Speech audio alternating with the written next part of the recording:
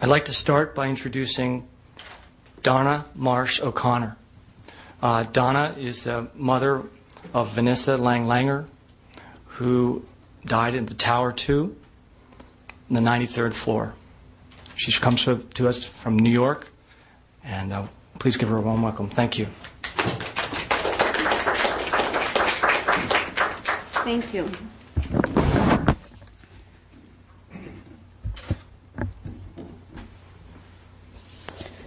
This is my motivation.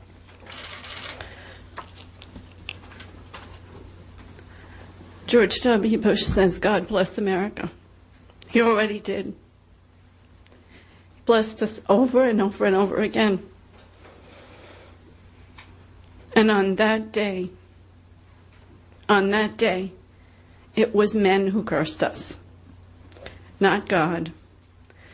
And it has been in the hands of men ever since to investigate everything, the events leading up to, during, and the events post 9/11. I know on a daily basis the press covers the events post 9/11.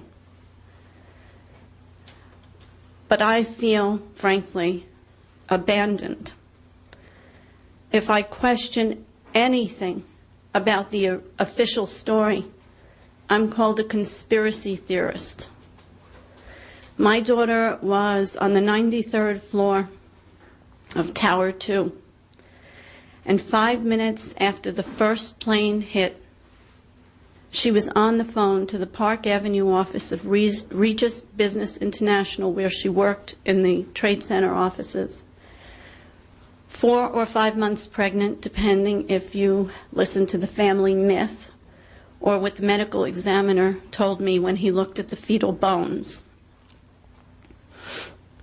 She was at her desk telling the Park Avenue office that the Port Authority police and those in the building were told they were safe, that they should stay at their desks. They were not safe. But she was almost saved. My daughter's body was one of only about 283 whole and intact bodies. The funeral director, they pulled her out of the rubble on September 24th.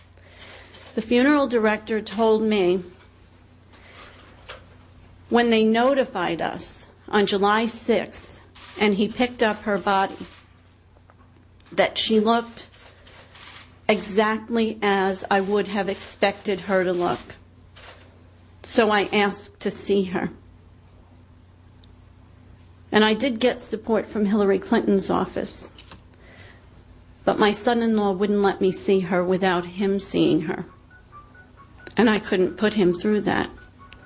It took me 4 years for the courage to see those final pictures. This is a picture of my daughter without makeup.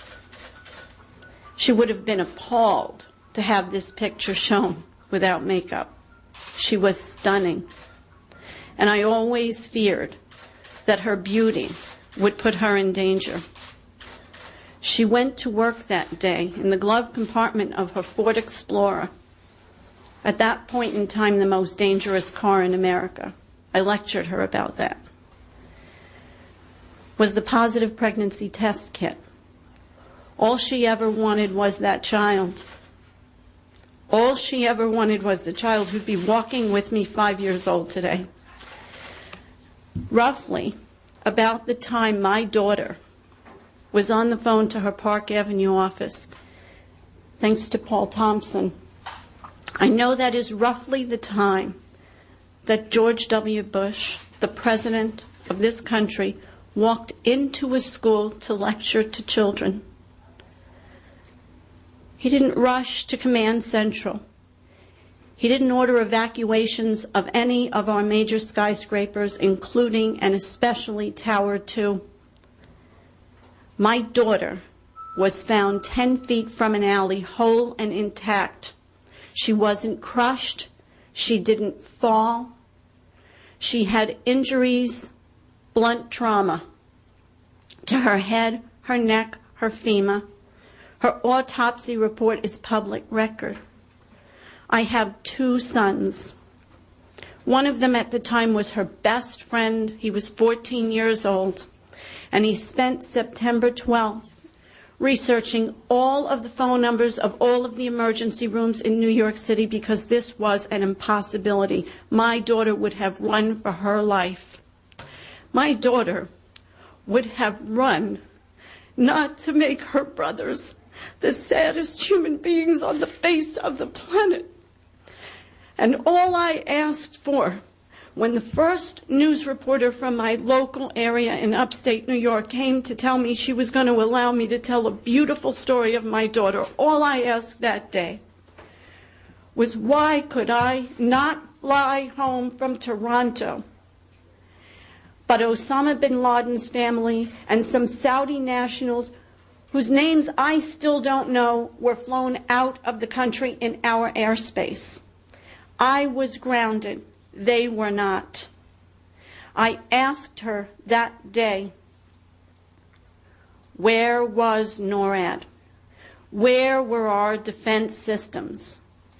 And instead she told the 2 minutes of the beautiful story I told about my fierce and loving daughter. And that's what it's been like for 5 years. The first thing members of the press always ask me, and sometimes individual family members will ask me, where are the rest of the family members? Why aren't you all questioning? And I will tell you that for 5 years in my small community in upstate New York, I've been posing questions. And my kids have been loved by some and shunned by others because their mother is a conspiracy theorist. I am not a theorist. I was a theorist at the Syracuse University for 22 years when I taught writing and rhetoric and American public discourse, and I can't do that anymore. I haven't seen my daughter in 5 years, except that she is the screensaver in my mind. And this government has made me a victim of conspiracy theories because they haven't answered fully or allowed anyone to ask the true questions of September 11th. And that's what I'm asking from you today. For exposure. We are not crazy. We have questions. We demand answers. I don't want to be paternalized by my government. I am a parent, and I want to be able to raise the rest of my children, to go to work, to live their lives, to do, as Rudy Giuliani told us shortly after September 11th, to save the economy, to go shopping. I want to tell them this is their land, this is their country. We are never again going to be safe. We never were safe. There isn't a man or woman, politician on this globe who can save us. But we can make ourselves safer by refusing to continue to cover up. Don't look for stars to tell you the answers. We're asking for a new investigation into the events of September 11th, and this time, a truly bipartisan, global, with families invested from the beginning, middle, and throughout the end. God blessed America, and look what we did with it. Thank you.